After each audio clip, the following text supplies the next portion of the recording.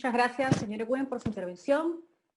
Seguidamente, la conferencia titulada Aprovechamiento económico de los recursos minerales en el Perú, la SUNARP y el registro de derechos mineros. El conferencista es el doctor Luis Aliaga Gibaja, abogado, docente universitario y consultor internacional en temas de propiedad predial. El doctor Aliaga es asociado del estudio jurídico CDGM, Consultores y Asesores, árbitro del Centro de Análisis y Resolución de Conflictos de la Pontificia Universidad Católica del Perú y docente de las Facultades de Derecho y Ciencia Política de la Universidad Nacional Mayor de San Marcos en los cursos de Derecho Registral y Notarial y Derecho en Minería y Energía, así como de la Universidad ESAN en el curso Derecho y Minería. Él es abogado especializado en temas de tierras, derechos de propiedad, derechos de la empresa, derechos minero y sistemas registrales. Ha sido gerente general del Registro Predial Urbano, RPU, de Lima, director jefe de la Oficina Registral de Lima del Registro Público de Minería, registrador público y coordinador regional del Registro Público de Minería. Doctor Aliaga, bienvenido, lo escuchamos. En principio, muy agradecido por la invitación que he recibido de la Superintendencia Nacional de Registros Públicos, en especial por la Oficina de Capacitación, para participar en este evento que tiene realmente una importancia para mí muy especial por el hecho del tema que manejo, derecho registral, pero adicionalmente por la situación que estamos pasando actualmente. La situación es realmente muy complicada y requiere de la participación de todos, inclusive los que estamos en casa, como somos la mayoría de nosotros. Pero hay muchos que están haciendo una labor muy valerosa, estando en la primera línea, a los cuales quiero felicitar desde esta tribuna, pero adicionalmente el trabajo que hacen muchas personas, como el personal de la Oficina de Capacitación, a mí me da mucha alegría que continúen en su trabajo difundiendo los conocimientos sobre derecho registral y las especialidades que tiene la Superintendencia Nacional de Registros. Entro a mi tema ahora. El título de mi exposición, Aprovechamiento económico de los recursos minerales en el Perú, la SUNARP y el registro de derechos mineros. En principio, mencionarles que ya probablemente han recibido ustedes una conferencia sobre el tema de los recursos minerales o recursos naturales, así que voy a ser muy rápido en eso porque quisiera que ubicarnos a la industria, ubicar a la industria minera en general dentro de este concepto de los recursos naturales, ¿no? Donde están ubicados los minerales. Miren ustedes. En general, recordemos que nuestra Constitución señala en el artículo 66 que los recursos naturales renovables y no renovables son patrimonio de la nación. El Estado es soberano en su aprovechamiento y además fija las condiciones de su utilización y otorgamiento, ¿no? Y por otro lado, el Estado promueve el uso sostenible, como lo señala el artículo 67. Entonces, constitucionalmente, los recursos naturales están protegidos por el Estado y por toda su estructura, pero adicionalmente el Estado tiene que promover su uso sostenible. Y aquí está el tema del aprovechamiento económico, ¿no? En primer lugar, ¿qué son los naturales? ¿Qué son los recursos naturales? Ya lo hemos visto probablemente en las exposiciones anteriores, pero solamente quisiera reiterar este punto, ¿no? La Ley Orgánica de Aprovechamiento Sostenible de los Recursos Naturales, la 26821, que es una norma de desarrollo constitucional, señala que se consideran recursos naturales a todo componente de la naturaleza, susceptible de ser aprovechado por el ser humano para la satisfacción de sus necesidades y que tenga un valor actual o potencial en el mercado. Dos aspectos importantes: que sea útil para las personas y que tenga un valor. Subrayo esos dos aspectos. Menciona también todos estos elementos que son considerados recursos naturales. Y quiero subrayar los siguientes, en el inciso B: suelo, subsuelo, tierras, y especialmente tierras agrícolas, pecuarias, forestales y de protección. Por otro lado está la flora, la fauna, en el inciso C, y el tema de los hidrocarburíferos, donde están el petróleo, el gas, ¿no? en el inciso D, y especialmente los minerales en el inciso F. ¿Y qué son los minerales? Aquellos que se refieren a la industria minera. Son una sustancia inorgánica, no orgánica, ¿no?, que se halla en la superficie o en las diversas capas de la corteza y del globo terráqueo en general. Los recursos naturales que son mantenidos en su fuente, señala el artículo 4 de esta misma ley, son patrimonio de la nación y sus frutos y productos son de dominio de los titulares. En otras palabras, el Estado establece un sistema dominial para efectos de la protección de los recursos. Todos los recursos naturales son del Estado y él organiza su aprovechamiento económico. Y esta ley señala que son patrimonio de la nación y, por otro lado, los particulares pueden ser propietarios de estos minerales, que son los productos, en base a una concesión, como vamos a ver. Nos encontramos ante una situación especial. La ley protege a todos los recursos naturales, la Constitución protege a todos los recursos naturales y además promueve su utilización económica. Pero esto es lo que tiene el Perú. El Perú es un país megadiverso ambientalmente y es considerado uno de los está entre los 5 o 6 países más importantes en biodiversidad en el mundo. Tenemos una riqueza inmensa que son los recursos naturales. Ahí menciono algunos datos, producto de la investigación de muchos científicos se fueron dando hace muchos años. El Perú no es más que tiene 84 de las 117 zonas de vida del mundo, 71.8% del total. 28 de los 32 tipos de clima del mundo, 87.5% del total. Es el 9º país en superficie de bosque, pero tiene una fauna y flora inmensa. 462 especies de mamíferos, terceros en el mundo. 46 de ellos endémicos, significa que solamente pueden vivir en este hábitat, no que son enfermos. Tiene más de 1.806 especies de aves. Somos los segundos en el mundo en especies de aves. 333 especies de anfibios. Somos los terceros en el mundo. Y tiene 3.532 especies de mamíferos. Somos los primeros en el mundo. O sea, por este lado de la biodiversidad de flora, fauna, clima, somos de los primeros en el mundo. Debemos sentirnos muy orgullosos por eso. Pero nos enfrentamos a otro recurso mineral.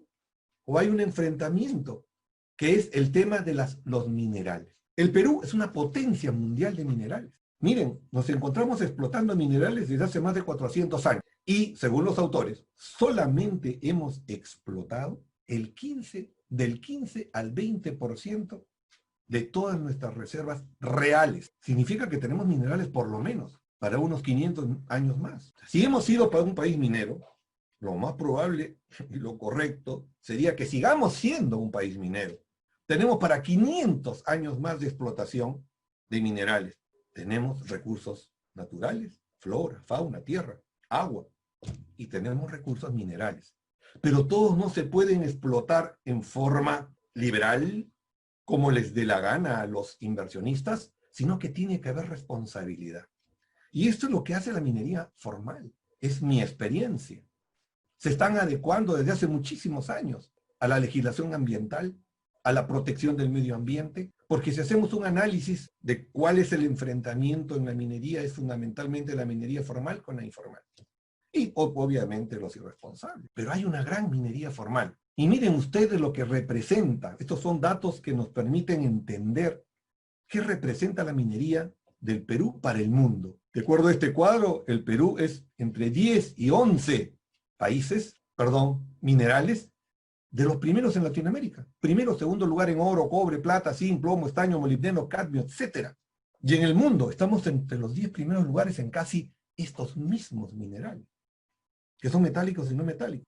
Y esto es lo que genera que el Perú sea una gran potencia minera. Es uno de los primeros países mineros en el mundo.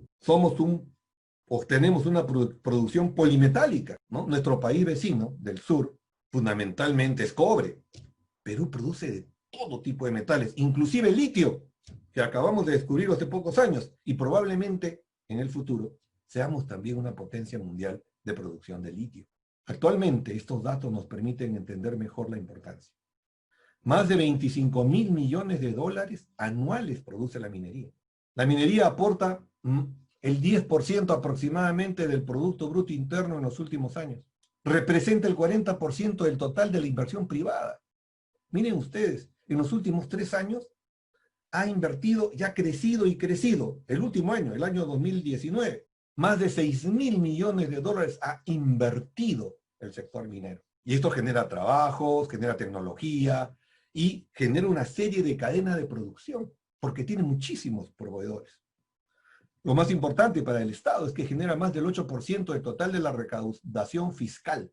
En el año 2019, miren ustedes, en este cuadro, generó más del 10% del ingreso fiscal. De 98.000 millones, la minería de hidrocarburos generó más de 10.000 millones de soles en el año 2019. Dato de la SUNAT. Entonces, es importante ahora que estamos viendo el tema de la reactivación, qué sectores deberían ser reactivados, y la minería tiene una capacidad instalada que puede inmediatamente empezar a producir y generar recursos. ¿Qué es lo que necesita el Perú para salir adelante lo más rápido posible? Siguiente, por favor. Tenemos, pues, que ver el ámbito y la importancia que tiene la minería y ahora entrar a entender cuál es la participación de la SUNAR en medio de esta situación generada en el COVID, por el COVID, y en medio de la estructura del Estado. El Estado, entonces, decíamos que tiene la obligación constitucional de proteger los recursos naturales, pero también fomentar su aprovechamiento económico. La ley 26366 que crea la SUNAR establece claramente sus funciones, y la función principal de la SUNAR es otorgar seguridad jurídica a través de la publicidad registral. ¿A qué? Los derechos de las personas, a los derechos de propiedad, sobre los bienes inscribibles, a los derechos empresariales, registrables, y en general a las transacciones que se realizan. La función registral entonces es calificar, inscribir derechos, actos y contratos. La publicidad registral, como así le llamamos los registralistas. Esa es la función del Sistema Nacional de Registros Públicos, que fue creado también por la 26366. Pero la 26366 no solamente creó el sistema, sino también a la entidad que iba a organizarla, que es la Superintendencia Nacional de Registros Públicos, como la mayoría de los registradores, de las personas que me están escuchando ahora conocen muy bien. Entonces la SUNAR tiene la función de organizar el sistema, y además a todos los registros públicos que conforman el sistema. ¿Brinda cobertura jurídica al desarrollo económico del país? Claro, porque protege la contratación, protege los derechos y protege en general los derechos de los ciudadanos. Siguiente, por favor. Nos enfrentamos ahora entonces a una pandemia que va a generar, lamentablemente, y está generando muchas muertes en el país. Y esto ha generado también una desestabilización del sistema económico, pero el cual debe ser el segundo objetivo fundamental del Estado. No solamente debe luchar y vencer la pandemia, sino adicionalmente debe reactivar la economía. Porque vamos a estar en una situación de extrema crisis económica, y en una situación de extrema crisis económica son los más pobres los que van a sufrir. Entonces tenemos que reactivar la economía para que la gente ya no muera por el COVID, sino ya no muera de hambre por la situación económica. Entonces es una obligación del Estado luchar contra la pandemia, pero a su vez organizarse para reactivar la economía del país. La SUNAR, como parte de la organización del Estado, y de acuerdo a las funciones que hemos mencionado, tiene hoy como principal objetivo apoyar la reactivación de la economía del país. Y siendo una de las principales actividades económicas que puede generar ingresos inmediatos al Estado, la minería, tiene como obligación, en mi opinión, dar prioridad, igual que las demás actividades económicas que regula o que apoya, a la actividad minera. La SUNAR puede apoyar esta reactivación económica en base al apoyo que brinda con la inscripción y la protección de los actos, siguiente por favor, en lo que corresponde a la inscripción de los actos y contratos para que continúe con la contratación. La economía se mueve a nivel de contratos, como todos sabemos. ¿Qué hace el registro en relación a la protección de los recursos naturales y a su aprovechamiento económico? Directamente tiene 3 grandes registros se vinculan con esta situación. El registro de concesiones para la explotación de servicios públicos, el registro de áreas naturales protegidas y el registro de derechos mineros. Y en mi opinión, si bien el registro de concesiones para la explotación de servicios públicos y el registro de áreas naturales protegidas tienen una gran responsabilidad para cuidar y proteger nuestras áreas especiales de protección de los recursos naturales. El registro de derechos mineros fundamentalmente fue creado no para proteger áreas, sino para proteger y reactivar el aprovechamiento económico, ¿no?, de estos recursos, en este caso, de los minerales. Entonces, el registro de derechos mineros y estos otros dos registros, el de áreas naturales protegidas y el de explotación de recursos, de servicios públicos, están dentro del registro de la propiedad inmueble. El otro gran registro es el registro de predios, como ya sabemos. Todos estos registros se relacionan a propiedad inmueble, todos, por su naturaleza, porque están dentro de este gran registro, el registro de la propiedad inmueble. Pero el registro de derechos mineros, los registradores y el personal que trabaja ahí, tiene que tener una capacitación especial. En mi opinión, y por mi experiencia como registrador minero hace muchos años, tuve que especializar en derecho minero para poder entender y poder calificar mejor todos los actos y contratos que se presentan ante este registro. Y le menciono algunos datos, nada más, porque no va a dar el tiempo para dar una capacitación o especialización o explicación de las particularidades del derecho minero y que deberían conocer todos los registradores que califican actos y contratos en este registro. En primer lugar, la diferencia jurídica entre suelo y subsuelo. Fundamental esta característica.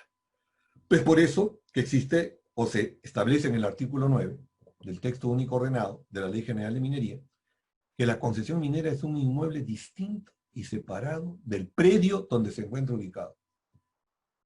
La concesión es otro inmueble. La concesión realmente casi es como si fuera otro predio. No es un predio. Pero tiene una definición física. Miren ustedes el artículo 9 en su primer párrafo. Señala que la concesión otorga a su titular el derecho a la exploración y a la explotación de los recursos minerales concedidos que se encuentren dentro de un sólido de profundidad indefinida y que está limitado por los planos verticales. Esta figura nos puede ubicar mejor en el tema. Esta es la concesión minera. Está ubicada dentro del terreno superficial. Por la concesión minera, las personas naturales y jurídicas del Estado o particulares o privadas pueden aprovechar económicamente los minerales que se encuentran en el suelo y en el subsuelo dentro de esta área, dentro de este sólido que menciona el artículo 9, de profundidad indefinida, limitado por los planos verticales que bajan desde los lados de su perímetro superficial. Y es en el perímetro superficial donde conviven con los predios. Dentro de o sobre el área superficial de una concesión pueden haber 1, 10, 20 o más predios de diferentes propietarios. Y esto es lo que hay que coordinar. Hay que entender bien la naturaleza jurídica de estos conceptos y estas instituciones del derecho minero para que podamos hacer una mejor calificación. Sí. Miren ustedes, solamente cuatro conceptos básicos que se utilizan en minería y que debemos establecer claramente su diferenciación. Depósito mineral, lugar donde se encuentran naturalmente los minerales, que es casi cualquier lugar donde exista mineral. Hasta en el suelo que pisamos hay sal, productos no metálicos. Imagínense ustedes cualquier cerro, cualquier lugar, el parque, es un depósito mineral. Pero se convierte en yacimiento cuando esta concentración de mineral es económicamente aprovechada. El otro concepto que utilizamos mucho en minería es mina. El concepto de mina ya más bien es un concepto más general, es un concepto más empresarial, diría yo, porque es el conjunto de operaciones dirigidas a explotar un yacimiento mineral. Es decir, no solamente es la concesión o el derecho a la concesión, es todo el conjunto de operaciones, es decir, las labores mineras, el tajo, la galería, los túneles, las carreteras. Se confunde mina a veces con el término concesión. Concesión es el derecho. La mina es este conjunto de operaciones, ¿no? El objeto de la concesión, el objeto material de la concesión es el yacimiento mineral. vamos a ver que existen también denominaciones distintas en cuanto a los derechos. La concesión minera es un tipo de derecho minero dentro de la legislación minera y dentro del derecho minero en general. Hemos tenido diversos tipos de derechos mineros a lo largo de nuestra legislación. Aquí menciono los que existen, los que existieron. Petitorio, permiso de prospección, denuncio, concesión a secas, concesión minera, área de no emisión de petitorios, derecho especial del Estado, área de reserva nacional. Tenemos que conocer exactamente la terminología y la naturaleza jurídica de cada uno de estos derechos mineros para entenderlos. Y no solamente los actuales, lo que sucede es que la contratación minera exige a veces que se modifiquen contratos en los cuales están involucrados derechos mineros antiguos. Entonces debemos entenderlos en su naturaleza básica y fundamental para poder calificar mejor un contrato. Y esto está indicado en una serie de normas, ¿no? Desde el Código de Minería de 1950 hasta el actual texto único ordenado de la Ley General de Minería, aprobado por el Decreto Supremo 01492, pero que es la confusión del Decreto Legislativo 109 con el Decreto Legislativo 708, que ya es todo un tema adicional, ¿no? Miren, la concesión tiene una unidad básica para relevar un aspecto adicional que tenemos que tomar en cuenta. Tiene una unidad básica que se llama cuadrícula. La cuadrícula tiene un área limitada, una extensión de 100 hectáreas. No puede ser ni más ni menos. Las concesiones se entregan por cuadrículas. Y aquí el derecho minero ha superado un poco al registro o a la propiedad inmueble. En esta siguiente lámina podemos ver cómo es que se ha cuadriculado el país. ¿Para qué? Para formar lo que se llama el Catastro Minero Nacional. Cuando una persona solicita o necesita realizar actividad minera, solicita un petitorio. Hoy el petitorio es el derecho vigente. Y lo solicita sobre la base de este catastro. Y va a solicitar la cuadrícula o el conjunto de cuadrículas que requiere. Se puede solicitar entre 1 a 10 cuadrículas. O sea, en principio las concesiones pueden tener entre 100 y 1000 hectáreas. Pero por las normas de la Ley 26615 del Catastro Nacional Minero, se ha establecido que en la acumulación de concesiones no rigen las normas de limitación de áreas. Por lo tanto, pueden haber acumulación de 5, 10, 20 concesiones y podemos hablar de una nueva concesión que puede tener 3.000 hectáreas, 10.000 hectáreas, 20.000 hectáreas o 80.000 hectáreas. Así que se entregan en cuadrículas, una situación distinta a la propiedad inmueble, ¿no? Pero está de alguna manera más ordenado. El problema es la combinación entre el catastro minero actual y la forma como se identificaban las concesiones anteriormente. Porque el catastro minero, ¿no?, es aprobado por la 26615 del año 95-96. Y antes se otorgaban las concesiones en base a planos o croquis, en base siempre, últimamente, a coordenadas UTM, ¿no?, ahora con el petitorio, que tiene una organización especial de carácter técnico. Y en base a eso se otorgaban las concesiones. Miren ustedes la cantidad de concesiones que tenemos en la actualidad. Hasta el año 2019, que es la última estadística que he podido obtener, hasta septiembre del año 2019, existían concesiones ascendentes a 32.676. Al 30 de septiembre del año pasado, 32.676. Tituladas. En el año 2019 tiene otro rubro en esta estadística, en este cuadro, que lo ha elaborado el INGEMET, ¿no?, que es la entidad encargada de otorgar las concesiones hoy, ¿no?, para la gran minería y mediana minería, ¿no? Pero además tiene a su cargo el Catastro Minero Nacional y hace estas estadísticas a nivel nacional. Vigentes, 44.267, que es la suma de los titulados, concesiones, más los derechos mineros que están en trámite, que son los petitorios. Entonces da una cantidad vigente de 44.000, pero concesiones firmes a septiembre del año 2019 hay 32.676. En el siguiente cuadro podemos observar algo interesante. Miren ustedes, esta relación, que también toma como base la página web del INGEMET, la he elaborado, ¿no?, en base a un trabajo que hizo el doctor Martínez Aponte y algunos datos adicionales que yo pude sacar. Y miren ustedes, desde el año 2013 al 2018 se han declarado extinguidos por caducidad 30.000 derechos mineros. Cada año se extinguen un promedio de 3.000 a 5.000 concesiones y derechos mineros. ¿Y esto por qué? ¿Por qué? Porque la minería es azar. La minería es una actividad aleatoria.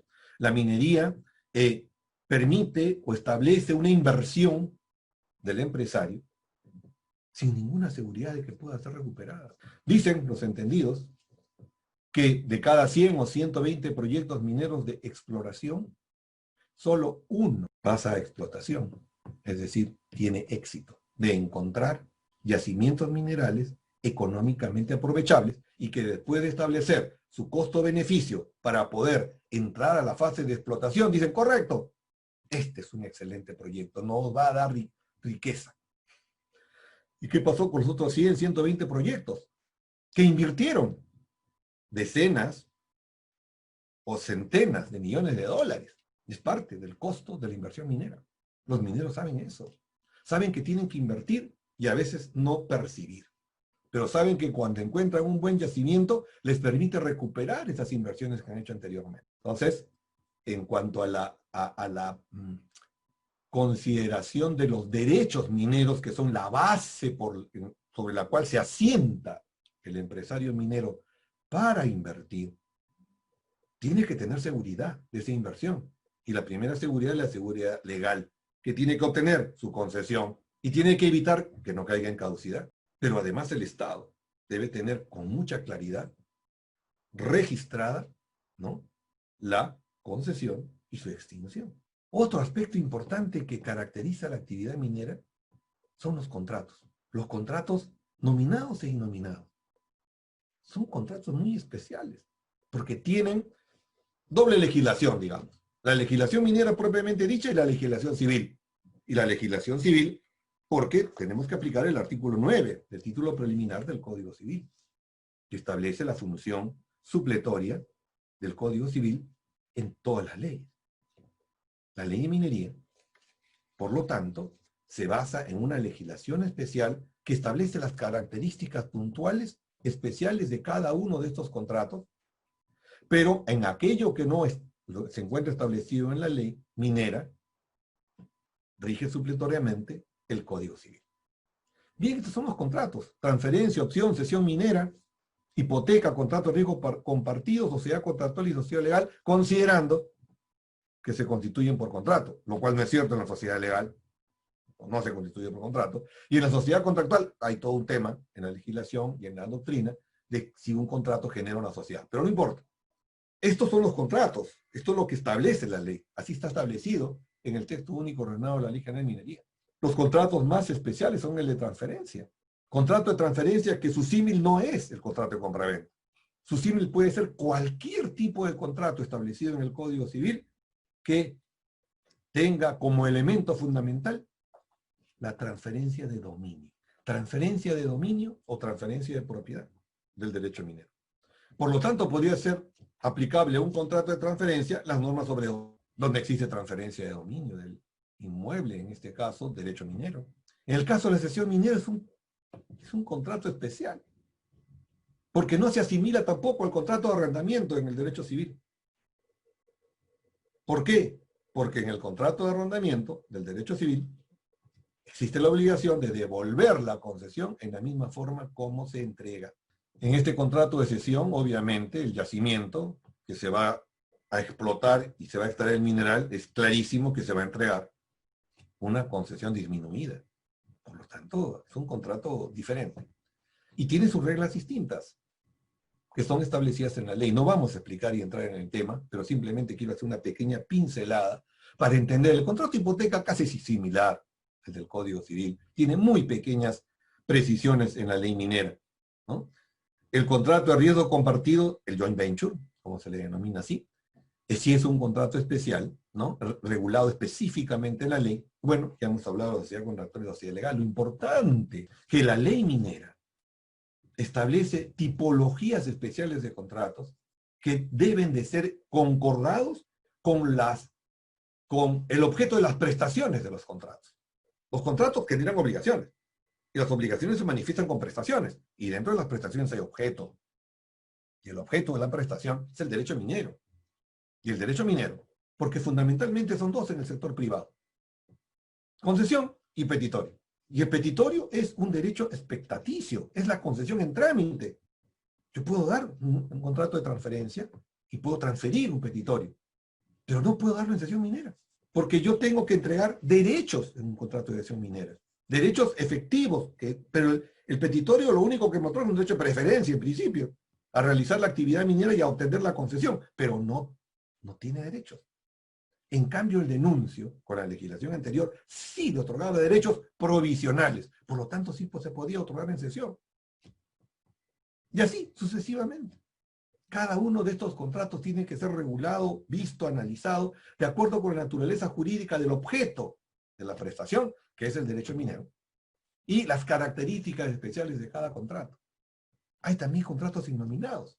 El contrato de regalías, el contrato de servidumbre, minera contractual. Hoy, muchos utilizan el contrato de fideicomiso. Y estos contratos no están regulados en la ley de minería. Hay que aplicarles las normas del derecho común, bueno, y también los acuerdos de las partes. Es importante que los registradores estén debidamente capacitados para efectos de poder hacer una mejor calificación registral en una rama especializada del derecho que, como ven, muy brevemente, ¿no?, y sin haber completado todas las características especiales de este derecho. Veamos al registro de derechos mineros. ¿Qué función registral tiene? Muy bien. El registro de derechos mineros tiene como principal función la inscripción. ¿De qué? Todos los tipos de concesiones que existen en la legislación. Las concesiones mineras, que son de exploración y explotación, las de beneficio, labor general y transporte minero. Todas las resoluciones que establecen áreas de no admisión de denuncias, que también son derechos mineros. Inscribe todos los contratos, tanto los nominados como los innominados. Pero también inscribe otros actos. Actos como las medidas judiciales, ¿no? Actos como las medidas administrativas, las resoluciones administrativas, ¿no? Es más, estuve revisando un poco la estadística registral y vemos que el principal acto inscribible es el contrato de transferencia. Luego el contrato de cesión, transferencia y cesión minera, los actos que más se inscriben a nivel de todos los registros de derechos mineros.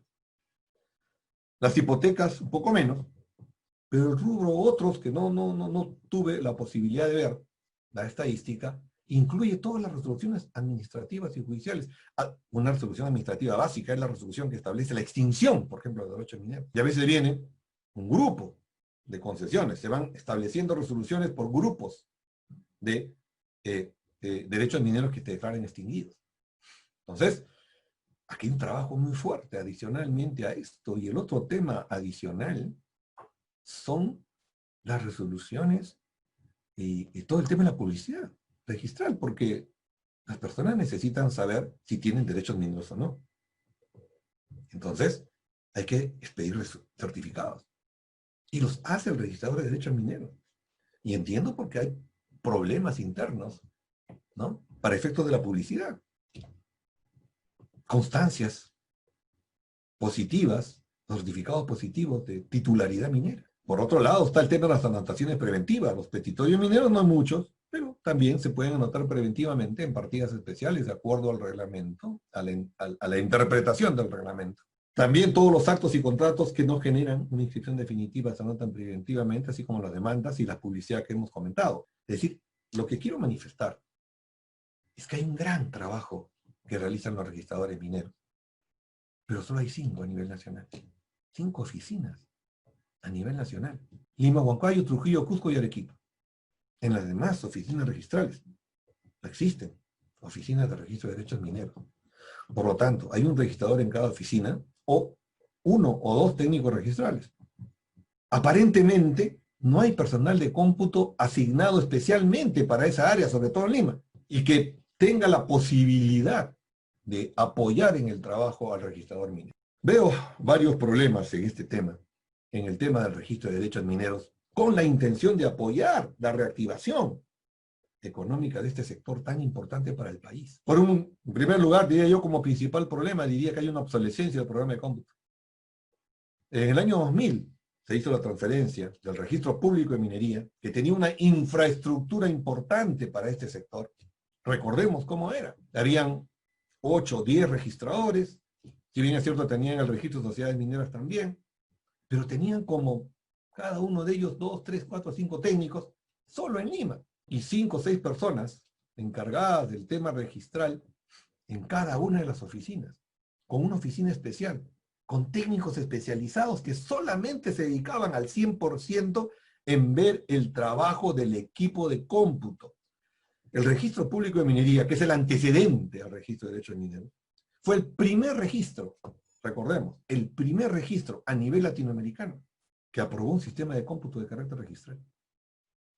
Latinoamericano. O sea, el registro público de minería tenía una plataforma muy importante porque tenía que regular este sector. Yo veo que hay un poco de no darle preferencia a este registro igual a los demás, siendo que este registro, al comienzo, cuando se pasó del registro público de minería, del sector de energía y minas, el área registral pasó a la SUNAT, se estableció características similares.